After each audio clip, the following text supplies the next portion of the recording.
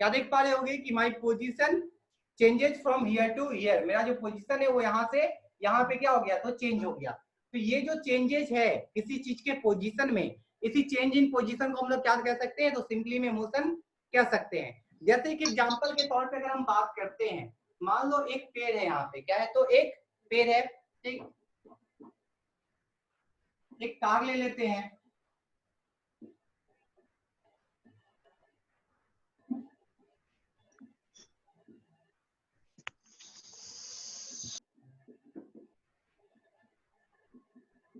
ठीक है, ये एक पेड़ है और ये क्या है, तो एक कार है, ठीक। यहाँ पे हम लोग एक बिल्डिंग ले लेते हैं,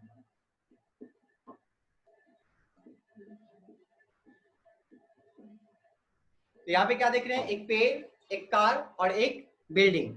तो पेड़ को अगर ले तो पेड़ क्या हमारा स्टेशनरी है, रुका हुआ है। इस बिल्डिंग को ले तो ये भी क्या है, तो स्टेशनरी है, रुका हुआ है, ठीक है। ये कार भी फिलहाल क्या है, तो स्टेशनरी है, अभी ये भी रुका हुआ है। तो अगर हम इन तीनों को देखें, इन तीनों के बारे में समझें, तो क्या क्या चीज को देख सकते हैं। चलो मान लो यहाँ पे कोई एक आदमी अभी खड़ा है इस पर्टिकुलर टाइम में, ठीक है, क्या है, तो यहाँ पे एक आदमी अभी खड़ा है इस पर्टिकुलर टाइम में, ठीक है। ये अभी टाइम मान लो कि अभी कितने हो रहे हैं, मान लो कि 10:40 हो रहे हैं, 10:40 हो रहा है। This man goes on moving from left to right, ये जो आदमी है ये लेफ्ट से राइट की तरफ जा रहा है।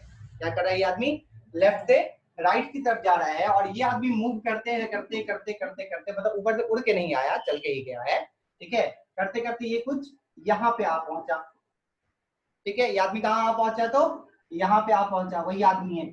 अभी बज रहा है टाइम 10:45, ठीक।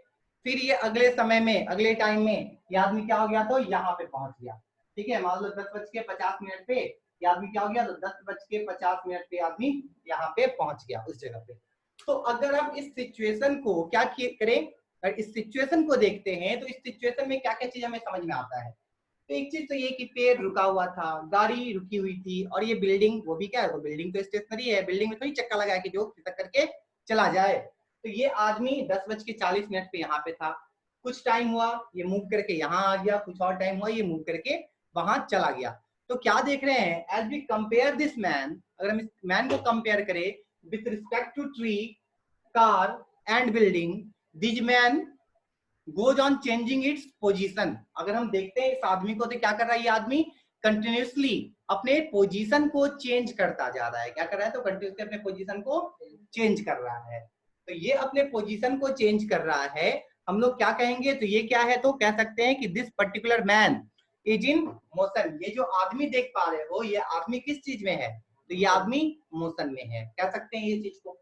दैट मीन्स कि अगर हम बात करते हैं इस पर्टिकुलर आदमी के मोशन में होने की, ये आदमी मोशन में है, अगर हम इस चीज की बात करते हैं, तो इस आदमी को मोशन में बतलाने के लिए कहीं ना कहीं हमें किसी और चीज का सहारा लेना पड़ रहा है। दे रहे हैं ना, हम जो कह रहे हैं कि ये आदमी यहाँ से यहाँ आ गया, तो एक कंपैरिजन कर रहे हैं ना कि इस ट्री से कंपेयर किए, या फिर इस कार से कंपेयर किए, या फिर इस बिल्डिंग से कंपेयर किए। चलो मान लो अगर हम ट्री को छोड़ दें और बिल्डिंग को छोड़ दें, तो ये आदमी 10:40 में कार के लेफ्ट तरफ था और 10:45 पे कार के राइट तरफ आ गया। दैट मीन्स कि as we compare this man with the car, अगर हम इस आदमी को कार से कंपेयर करें, तो क्या हो रहा है, इसका मूवमेंट हुआ है, इसका मूवमेंट क्या हुआ है, तो हुआ है। तो हम कह सकते हैं ये आदमी किसमें है, तो मोशन में है। तो हम जिस भी चीज का, जिस भी बॉडी का मूवमेंट के बारे में कंपेयर करते हैं किसी एक पर्टिकुलर थिंग से, जैसे यहाँ पे इस आदमी का कंपैरिजन कर रहे हैं किसके थ्रू, ट्री के थ्रू, या फिर कहें तो कार के थ्रू, या फिर कहें तो बिल्डिंग के थ्रू। तो जिन चीजों का हम यूज कर रहे हैं कंपैरिजन के लिए, जिन चीजों का हम यूज कर रहे हैं कंपैरिजन के लिए, उस चीज को हम लोग कहते हैं रिफरेंस पॉइंट। क्या कहते हैं, रेफरेंस पॉइंट।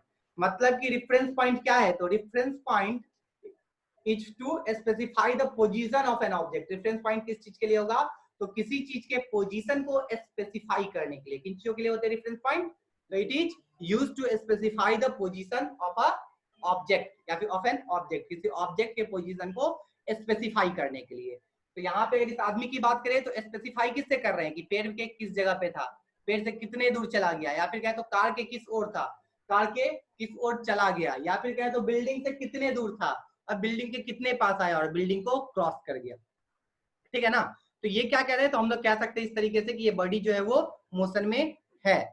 ठीक, फिलहाल अभी हम मोशन के बारे में नहीं समझे, अभी बस एक एग्जांपल के तौर पे ही हम लोग समझ रहे हैं इसको। ठीक है, तो फिलहाल हम लोग कह सकते हैं कि मोशन के बारे में अगर हम सोचे तो मोशन को बतलाने के लिए किसी बॉडी के बारे में कि मोशन में है या फिर नहीं है, ये क्या हो जाएगा, तो बस यहां से हम लोग क्या कर रहे हैं, तो उसको कंपेयर कर रहे हैं, एक रेफरेंस पॉइंट को मानते हैं और फिर कंपेयर कर पा रहे हैं। जैसे कि अगर मान लो तुम अभी स्क्रीन पे देख रहे हो या सामने में देख रहे हो, हम यहाँ पे खड़े हैं, ठीक, एक सेकंड के लिए अगर आंख बंद करोगे और बस हल्का सा हम ऐसे हो जाएंगे, तो क्या तुम बतला सकते हो कि हम चेंज हो गए?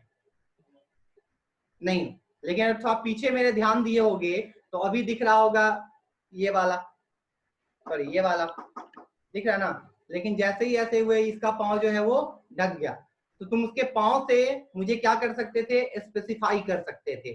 ठीक है, तो अगर उसके पांव से मुझे स्पेसिफाई करते, इसका जो होल बॉडी है, अगर उस होल बॉडी से स्पेसिफाई करते, तो स्पेसिफाई करने के बाद ये बतला सकते थे कि हम मोशन में गए होंगे या फिर नहीं गए होंगे। लेकिन अगर कोई कंपेयर करने के लिए चीज ना मिले तो हम लोग फिर नहीं कह सकते कि वो बॉडी क्या है, तो मोशन में गया या फिर नहीं गया। जैसे कि अगर मान लो इस मार्कर को यहाँ पे रखे हुए हैं इस जगह पे, और लगभग एक साल में ये यहाँ से खिसक करके यहाँ आ गया, पूरा एक साल लगा, ये नहीं कि अचानक से एक साल पूरा तो खिसक गया, वो धीरे धीरे खिसक रहा था, और खिसकने में ऐसा पूरा कितना यहाँ तक आने में लग गया उसको एक साल। तुम उसको ऑब्जर्व करोगे तो क्या कह सकते हो कि वो मोशन में है? नहीं बतला सकते। क्यों नहीं बतला सकते? क्योंकि हम लोग किसी रैंडम चीजों को एक्सप्रेस कर सकते हैं, किसी रैंडम चीजों को समझ सकते हैं। जैसे मान लो घर में छोटा कोई बच्चा हो या भाई बहन ही होंगे, तो तुम भी बढ़ रहे हो, वो भी बढ़ रहे हैं, क्या तुम कहते हो कि अरे आज तुम बहुत बढ़ गया, कल सो करके उठो, मतलब आंख खोलते हुए, अरे भाई तू इतना लंबा कैसे हो गया? होता है क्या ऐसा? अरे तुम्हारा बाल ऐसा कैसे हो गया? कुछ होता है ऐसा? नहीं ना होता। क्योंकि हम उसको क्या कर रहे हैं, डेली हल्का हल्का ग्रेजुअल चेंजेस को देख रहे होते हैं, और ग्रेजुअल चेंजेस हम लोग नहीं समझ पाते। तो मोशन में क्या है, ग्रेजुअल चेंज भी हो सकते हैं और रैंडम चेंजेस भी हो सकते हैं, लेकिन हम जो ऑब्जर्व कर सकते हैं वो रैंडम चेंज है, ग्रेजुअल चेंज को हम ऑब्जर्व नहीं कर सकते हैं। ठीक है, तो चलो ये चीज हो गया कि किस तरीके से हम मोशन को स्पेसिफाई करें। लेकिन अगर ये चीज को समझे कि कोई बॉडी मोशन में कैसे आता है, तो इस चीज को क्या समझेंगे? तो ये सब चीजें लिखने की जरूरत नहीं है, सारा का सारा चीज नोट्स मिल जाएगा, अभी उसको कर लेना कॉपी पे। ठीक है, तो हम लोग देखते हैं आगे कि किस तरीके से हम लोग बतलाते हैं कि कोई भी बॉडी जो है वो मोशन में है या फिर नहीं है।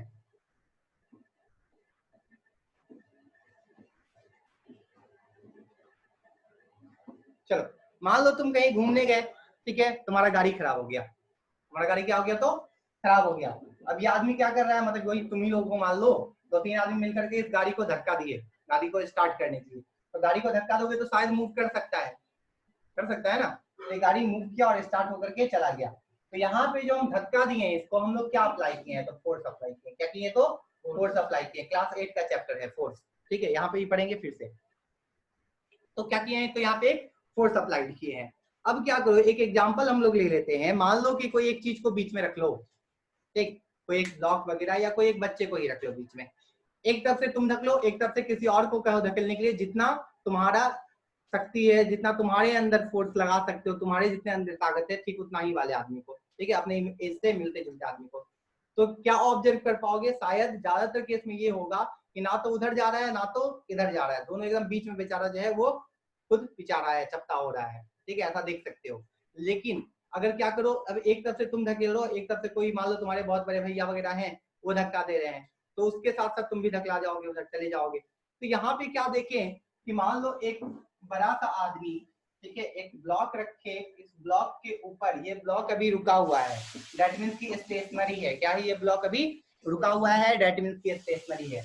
इधर से एक आदमी फोर्स लगाया, ठीक है, फोर्स को हम लोग मेजर करने के लिए किस यूनिट का यूज करते हैं बिट्टू? न्यूटन का यूज करते हैं। मान लो we are applying 5 newton force in the direction of L2R। L2R direction में हम लोग 5 न्यूटन का फोर्स लगा रहे हैं। ठीक, तो ये बॉडी उधर मूव करना शायद शुरू कर सकता है, ये बॉडी क्या करेगा, तो शायद उधर मूव करना शुरू कर सकता है। चलो फिर से 5 न्यूटन का फोर्स इधर से भी लगा देते हैं। कितने का, तो 5 न्यूटन का, सॉरी 5 न्यूटन का फोर्स इधर से भी लगा दिए। तो 5 न्यूटन इधर, 5 न्यूटन इधर, दोनों तरफ से फोर्स बाइलेंस हो गया, और इस कंडीशन में बॉडी का मूवमेंट नहीं होगा, जो कि क्लास 8 में भी पढ़े होंगे बाइलेंस और इम्बाइलेंस्ड फोर्स के बारे में, याद है, बाइलेंस्ड एंड इम्बाइलेंस्ड फोर्स। बाइलेंस और इम्बाइलेंस फोर्स का जो रिजल्टेंट फोर्स होता है वो रिजल्टेंट फोर्स क्या होता है? तो रिजल्टेंट फोर्स होता है when two force acting in same direction. जब एक ही डायरेक्शन में दो फोर्स वर्क कर रहे होते हैं तो एफ आर, या फिर कहते हो रिजल्टेंट फोर्स जो होगा, या फिर ऐसे भी रिप्रेजेंट कर सकते हैं आर एफ। रिजल्टेंट फोर्स जो होता है वो रिजल्टेंट फोर्स किसके बराबर होता है? तो इन दोनों का सम F1 प्लस F2। लेकिन अगर वही फोर्स डिफरेंट डायरेक्शन में वर्क कर रहे होते हैं F1 और ये F2, तो रिजल्टेंट फोर्स क्या हो जाएगा हमारा? F1 minus F2। ठीक है, इस तरीके से। तो यहाँ पे अगर देखें तो ये 5 न्यूटन इधर से, 5 न्यूटन इधर से, 5 न्यूटन 5 न्यूटन। डायरेक्शन जो है फोर्स का वो सेम है या डिफरेंट है? सेम है। और ये इधर लगा रहा है, वो उधर से लगा रहा है, तो डायरेक्शन सेम कैसे हो गया? इसका डायरेक्शन क्या है? लेफ्ट से राइट की तरफ। इसका क्या है? राइट से लेफ्ट की तरफ, है ना? राइट से लेफ्ट की तरफ। तो ये L2R है, ये R2L है। तो दोनों का डायरेक्शन सेम है या अपोजिट है? अपोजिट है। When two force acting in opposite direction, जब दो फोर्स अपोजिट डायरेक्शन में वर्क कर रहे होते हैं तो हम लोग क्या करेंगे वहां पे? Then the resultant force is equal to the difference of their magnitude। उनके मैग्नीट्यूड के डिफरेंस के बराबर होगा। तो यहाँ पे अगर दोनों को डिफरेंस करो 5 माइनस 5 क्या होगा? 0। तो किसी बॉडी के ऊपर ये भी पढ़े हुए हैं हम लोग कि अगर किसी बॉडी के ऊपर नेट फोर्स 0 है, नेट फोर्स कितना है? 0 है, तो वो बॉडी के ऊपर जो फोर्स वर्क कर रहा है वो क्या होगा? बाइलेंस या इम्बाइलेंस? बाइलेंस्ड फोर्स है। और जैसा कि जानते हैं due to balanced force the body does not move. Balance force को अगर किसी बॉडी के ऊपर तो बॉडी मूव नहीं करता, तो मूव कैसे करेगा? तो मान लो इधर से 15 न्यूटन का फोर्स लगा दो, इधर से 5 न्यूटन का फोर्स लगा दो, तो जो फोर्स अब मूव करेगा, ठीक है, तो यहाँ पे अब रिजल्टेंट फोर्स क्या हो जाएंगे? देखो तो 15 Newton minus 5 Newton that is 10 Newton. ठीक है, तो ये 10 न्यूटन क्या शो कर रहा है? ये फोर्स इधर से 10 न्यूटन का लग रहा है, 15 न्यूटन भले ही लग रहा है, लेकिन 5 न्यूटन तो ये वाला खा जा रहा है। तो रिजल्टेंट फोर्स जो जा रहा है, या फिर कहें तो नेट फोर्स जो जा रहा है वो कितने जा रहे हैं? तो 10 न्यूटन का जा रहा है। तो हमेशा इस कंडीशन में the body always moves in the direction of the greater force. किधर, किस डायरेक्शन में जाएगा बॉडी? जिधर ग्रेटर फोर्स होगा। जो ग्रेटर फोर्स का डायरेक्शन होगा ना उधर ही जाएगा। मतलब कि क्या समझ रहे हो? इधर बॉडी मूव करेगा कि उधर बॉडी मूव करेगा? इधर की तरफ से जाएगा उधर, क्योंकि ग्रेटर फोर्स का डायरेक्शन कौन है? ग्रेटर मतलब बड़ा, जो फोर्स बड़ा है। तो कौन फोर्स बड़ा है? ये। इसका डायरेक्शन क्या है? ये, है ना? देख रहे हो ना, एरो उधर दे रहा है, तो डायरेक्शन ये है। That is the object will move from left to the right. Left से राइट तरफ जा रहा है, तो दैट मींस कि the object always moves in the direction of the greater force. किस डायरेक्शन में जाएगा? तो ग्रेटर फोर्स के डायरेक्शन में जाएगा। तो जब कभी भी बात करते हैं किसी बॉडी के मोशन में जाने की या फिर मोशन में होने की, तो अगर बात करें मोशन में जाने की, तो उसके लिए क्या जरूरी है? Some amount of imbalance force must act on the body. कुछ अमाउंट में इम्बाइलेंस फोर्स का एक्ट करना वहां पे जरूरी है। अगर इम्बाइलेंस फोर्स एक्ट नहीं करता है तो बॉडी मोशन में नहीं जाएगा। जैसे ये एक ऑब्जेक्ट है, इस ऑब्जेक्ट को कोई इधर से भी धक्का दे रहा है, कोई इधर से भी धक्का दे रहा है, दोनों तरफ से धक्का दे रहा है, तो ये ऑब्जेक्ट बीच में ही रह जाएगा, ना इधर जाएगा ना उधर जाएगा। ठीक है, किधर भी जाने वाला नहीं है। लेकिन अगर वही इधर एक बच्चा ऐसे धकेल रहा और इधर से हम धकेल रहे हैं, तो शायद ये बॉडी क्या कर जाएगा? तो मूव कर जाएगा। तो क्या हो गया? उस बच्चे की जो फोर्स एप्लीकेशन थी, अप्लाइड थी, वो मेरे फोर्स अप्लाइड से उसका मैग्नीट्यूड क्या था? कम था। तो क्योंकि हम ज्यादा फोर्स लगा पा रहे थे, जिस कारण से क्या हो गया? तो मैग्नीट्यूड ज्यादा लगा, या फिर कहते हैं ग्रेटर फोर्स एक्ट किया। तो due to the greater force the object will move in the direction of the greater force. जिधर की तरफ ग्रेटर फोर्स का डायरेक्शन होगा, ऑब्जेक्ट हमारा उधर ही मूव कर जाएगा। तो इससे एक चीज समझ में आता है कि जब कभी भी एक बॉडी को मोशन में लाना हो, तो वहां पे कुछ अमाउंट में कौन सा फोर्स एक्ट करना चाहिए? बाइलेंस या इम्बाइलेंस? इम्बाइलेंस्ड फोर्स। कौन सा फोर्स? तो इम्बाइलेंस्ड, IMBALANCE, इम्बाइलेंस। बाइलेंस का मतलब हो गया कि जो पूरा तरीके से एकदम बाइलेंस हो। इम्बाइलेंस मतलब बिगड़ गया, जो फोर्स बिगड़ गया मतलब किधर से भी ज्यादा हो सकता है, और जब तक ज्यादा नहीं होगा तब तक वो मूव करने वाला नहीं है। ठीक है, तो ये हो गया किसी बॉडी को मोशन में लाने के लिए। तो हम लोग कह सकते हैं to a body comes in motion only when a imbalanced force acts on it. ठीक है, a body comes in motion एक बॉडी मोशन में तभी आएगा जब उस बॉडी के ऊपर क्या होगा, तो इम्बैलेंस फोर्स एक्ट करेगा। ठीक है, कोई दिक्कत यहाँ तक नहीं ना? अब आ जाते हैं हमारे जो चैप्टर का नाम है उस नाम के डिफाइन पे। दैट मींस कि how can we define motion, motion को कैसे डिफाइन कर सकते हैं। ठीक, तो चलो मोशन को डिफाइन करने की सोचते हैं। एक चीज सोचो, अगर हम बात करते हैं इस पूरे यूनिवर्स की, ठीक, तुम ट्रेन में बैठे हो या फिर कहीं और हो या फिर पृथ्वी के ऊपर हो। अभी हम लोग अगर यहाँ पे पृथ्वी पे बैठे हैं, ठीक है, मान लो हम भी यहाँ पे अभी खड़े हैं, तुम भी कहीं पे बैठे हुए होगे, ठीक है, या तुम लोग भी अभी बैठे हुए हो, तो अगर इस चीज को हम क्या करें तो कंपेयर करते हैं, तो कंपेयर करके देखो तो हम अभी खड़े हैं, रुके हुए हैं, तुम लोग भी बैठे हुए हो, रुके हुए हो। ठीक, दैट मीन्स कि तुम मेरे लिए रेस्ट में हो और मैं तुम्हारे लिए रेस्ट में हूँ। है ऐसा बात कि मैं भी तुम्हारे लिए रेस्ट में हूँ और तुम भी मेरे लिए क्या हो, तो रेस्ट में हो। लेकिन कोई एक आदमी तुम्ही में से शायद कुछ पढ़ लिख करके बड़े आदमी बन गए और हम यहीं पे खड़े हैं और तुम चले गए आसमान में, अंतरिक्ष में एस्ट्रोनॉट वगैरह बन करके। ठीक है, मान लो तुम चांद पे चले गए, ठीक, आओगे वापस, ऐसा नहीं वहीं रह जाओगे। ठीक है, तो चांद पे चलेगा और वहां से जाकर के देख रहे हो, तो तुम क्या देख रहे हो कि पृथ्वी जो वहां से मूवमेंट, पृथ्वी का मूवमेंट देख रहे हो, अर्थ का मूवमेंट देख रहे हो। तो देख रहे हो कि अर्थ मूव कर रहा है, तो तुम ये भी ना कहोगे कि हम भी मूव कर रहे हैं, या कहोगे हम रुके हुए हैं। जैसे अगर कहीं जाते हो किसी को छोड़ने के लिए, वो आदमी बस पे बैठ जाता है, ठीक है, और बस चलने लगता है और तुम नीचे रह के उसको बाय बाय कर रहे होते हैं, आंख से आंसू गिर रहा होता है।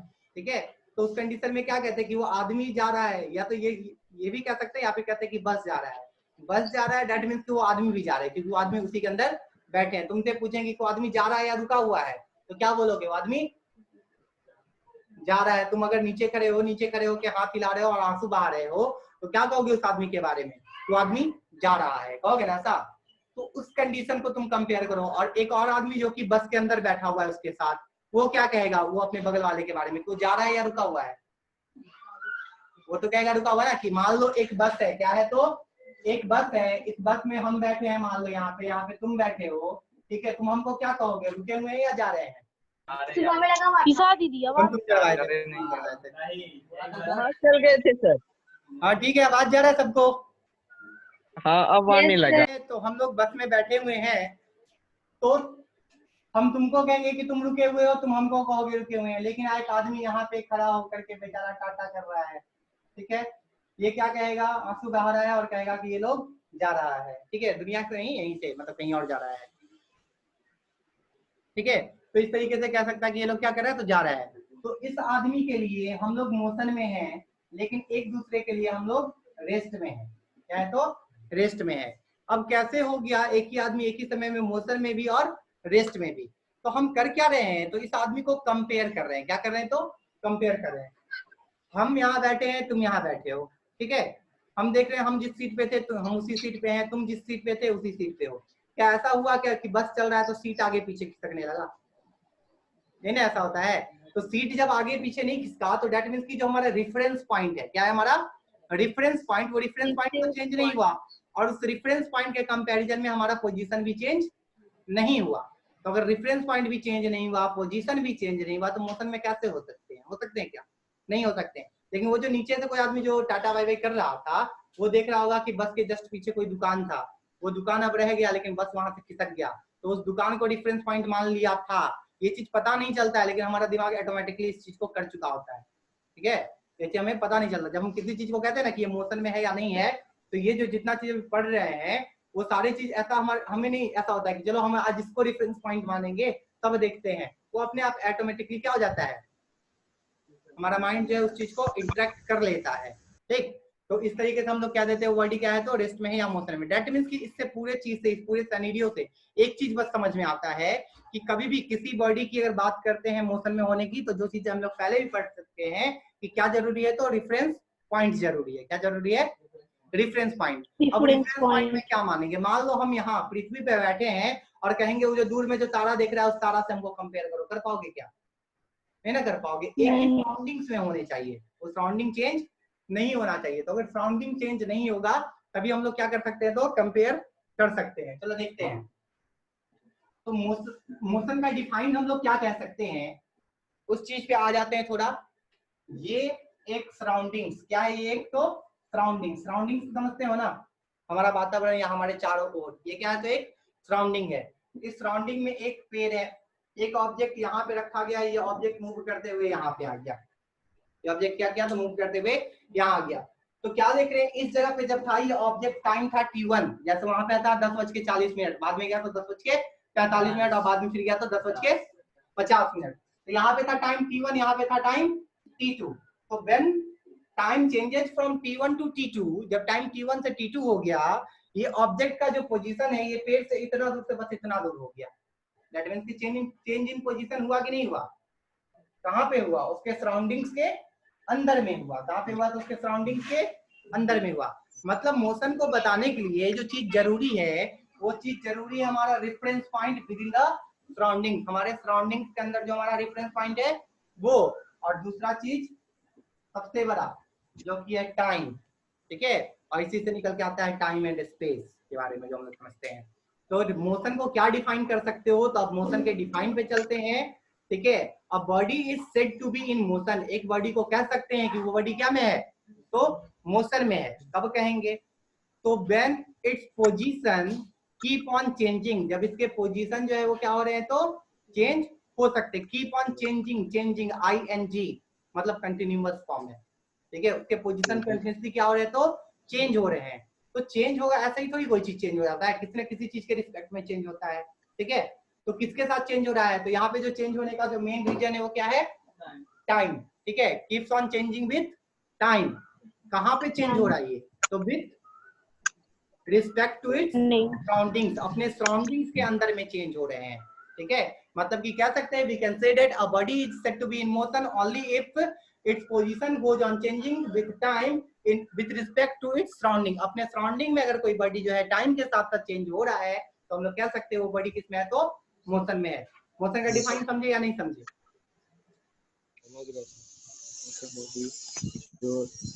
एक बॉडी को कह सकते हैं वो बॉडी मोशन में है अगर समय के साथ साथ वो बॉडी अपने पोजीशन को चेंज कर पा रहा है। कहाँ पे? तो अपने सराउंडिंग्स के अंदर। तो क्या कहेंगे वो बॉडी किस में है तो मोशन में है। ठीक है, और अगर ऐसा नहीं कर पा रहा है, समय तो बीत रहा है लेकिन अपने पोजीशन को चेंज नहीं कर पा रहा है, तो कहेंगे वो बॉडी किस में है तो रेस्ट में है। कोई दिक्कत नहीं। तो इसी चीज से हमको निकल करके क्या आता है, एक चीज ये समझते हैं, अगर हम इस पेड़ को हटा दें यहाँ से, क्या करें तो इस पेड़ को हटा दें, इस सराउंडिंग्स को हटा दें, और फिर देखें कि ये बॉडी जो ऑब्जेक्ट यहाँ से यहाँ आ गया, ठीक है, और तुम अगर अभी बोर्ड से कंपेयर कर रहे हो, लेकिन बोर्ड से कंपेयर करने के लिए अगर ना रहे तो क्या तुम बता सकते हो कि बॉडी जो है वो क्या मूव किया या नहीं किया? बता सकते हो ऐसा? अगर पेड़ ही ना, कोई रिफरेंस पॉइंट नहीं रहे कहीं पे, जैसे मान लो एक पूरा रेगिस्तान है बहुत बड़ा था, वो आदमी थोड़ा देर पहले कहीं दूर में खड़ा था, आधे घंटे बाद वो और भी चल करके कहीं और चला गया, क्या तुम कह देते हो आदमी चला है या नहीं? तुमको लगेगा वो आदमी वहीं के वहीं पे खड़ा है, लगेगा ना? क्योंकि वहां पे हमें कोई रेफरेंस पॉइंट ही नहीं है हमारे पास कंपेयर करने के लिए। जैसे खेत वगैरह, गांव वगैरह में गए होगे तो खेत वगैरह में देखे होगे, ठीक है, दूर में देखते हुए लगता होगा ये पेड़ वहीं पे था, वहां पे तुम पेड़ को अगर कहा जाए कि ये पेड़ और ये पेड़ पहचान लो, और बहुत बड़ा सा खेत है तो पहचान पाओगे? नहीं पहचान पाओगे वहां पे। ठीक है, देख रेफरेंस पॉइंट की जरूरत होती है। तो दैट मींस कि हम लोग कह सकते हैं without reference point motion and rest are meaningless. Motion और रेस्ट का तब तक मीनिंग नहीं होगा जब तक कि हम लोग किसके बारे में बात ना करें, रेफरेंस पॉइंट के बारे में बात ना करें। ठीक है, दैट मींस कि without position motion can not be explained. बिना पोजीशन के हम लोग मोशन को एक्सप्लेन नहीं कर सकते हैं। तो ये है हमारे आज के क्लास के बारे में। कल हम लोग पढ़ेंगे फिर से वही रिलेटिव मोशन और टाइप्स ऑफ मोशन के बारे में। ठीक है, मिलते हैं अगले क्लास में। और किसी को अगर कोई दिक्कत लग रहा है तो जल्दी बोलो। किसी को कोई दिक्कत है, कुछ पूछना है तो बोलो जल्दी।